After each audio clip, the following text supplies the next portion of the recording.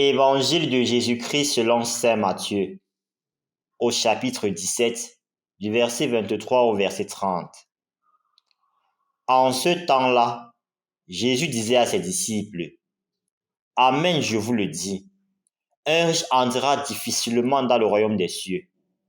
Je vous le répète, il est plus facile à un chameau de passer par le trou d'une aiguille qu'à un riche d'entrer dans le royaume des cieux. » En entendant ces paroles, les disciples furent profondément déconcertés et ils disaient, « Qui donc peut être sauvé? » Jésus posa sur eux son regard et dit, « Pour les hommes, c'est impossible, mais pour Dieu, tout est possible. » Alors Pierre prit la parole et dit à Jésus, « Voici que nous avons tout quitté pour te suivre. Quelle sera donc notre part? » Jésus leur déclara, « Amen, je vous le dis. Lors du renouvellement du monde, lorsque le Fils de l'homme siégera sur son trône de gloire, vous qui avez suivi, vous siégerez vous aussi sur 12 trônes pour juger les 12 tribus d'Israël. Et celui qui aura quitté, à cause de mon nom, des maisons, des frères, des sœurs, un père, une mère, des enfants ou une terre, recevra le centuple et il aura en héritage la vie éternelle. Beaucoup des premiers seront derniers, beaucoup de derniers seront premiers. Au nom du Père et du Fils et du Saint-Esprit. Amen. Loué soit Jésus-Christ. Hier, nous parlions du bonheur, justement, cet homme riche qui arrive et qui rencontre Jésus et il voudrait le bonheur. Non pas un bonheur éphémère, mais un bonheur éternel.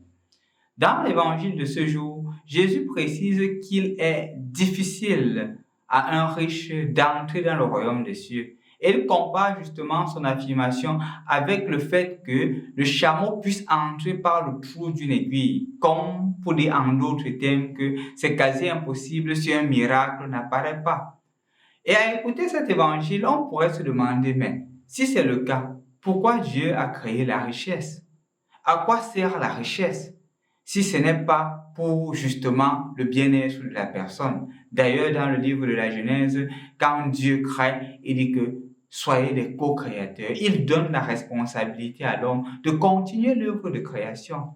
Mais comment est-ce qu'un riche, une fois de plus, n'a pas la possibilité d'entrer dans le royaume des cieux? C'est pour cela que pour comprendre cette logique, il faudrait rentrer à l'évangile d'hier, le bonheur qui demeure, le bonheur qui perdure dans l'éternité.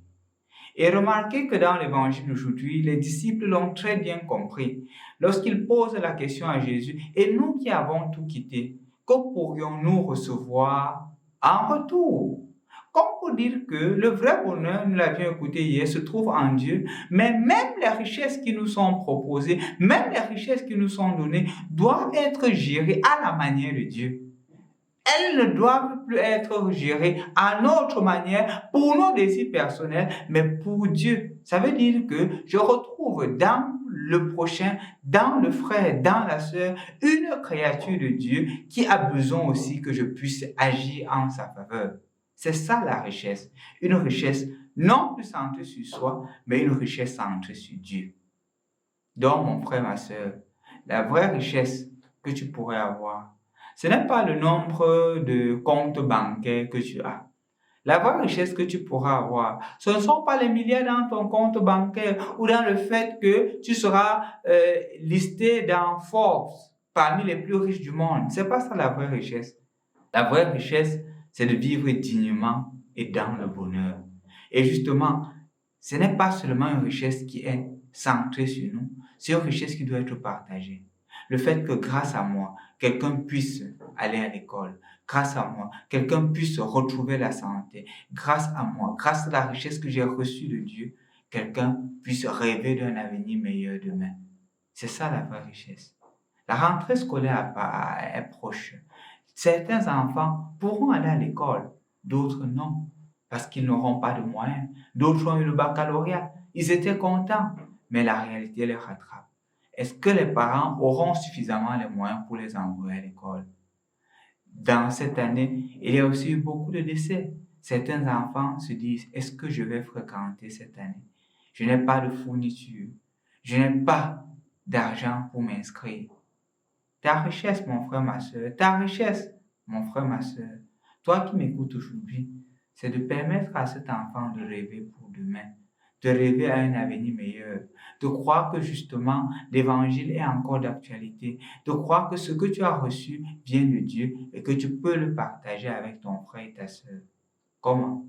Je l'ai dit il y a de cela quelque temps que le groupe Missio, qui est en charge de cette chaîne, organise à chaque rentrée des dons pour les nécessiteux, pour des familles qu'ils ont au préalable recensées et qui ont besoin de rêver pour un lendemain meilleur. Mais puisqu'ils sont jeunes, ce sur quoi ils s'attellent le plus, c'est de fournir d'offrir des fournitures académiques à tous les jeunes.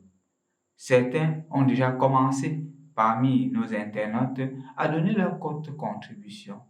Toi aussi, si tu peux faire partie de cette belle aventure, vas-y.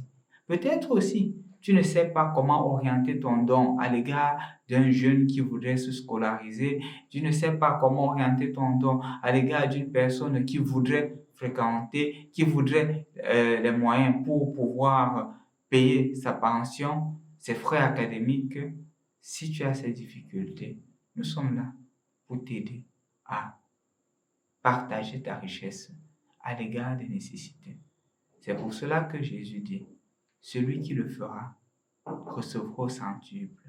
C'est justement le fait de quitter, comme disaient les apôtres, quand Pierre dit, nous avons quitté femmes et enfants. En d'autres termes, nous avons quitté ce qui nous était cher pour ta suite. Nous avons quitté notre désir d'économiser des millions, d'économiser assez d'argent pour nous-mêmes, pour aider. Et Jésus dit, ta générosité, tu la recevras au centuple. Non seulement cela, mais en plus la vie éternelle, le bonheur éternel. Sois un constructeur de la richesse voulue par Dieu aujourd'hui. Au nom du Père et du Fils et du Saint-Esprit. Amen.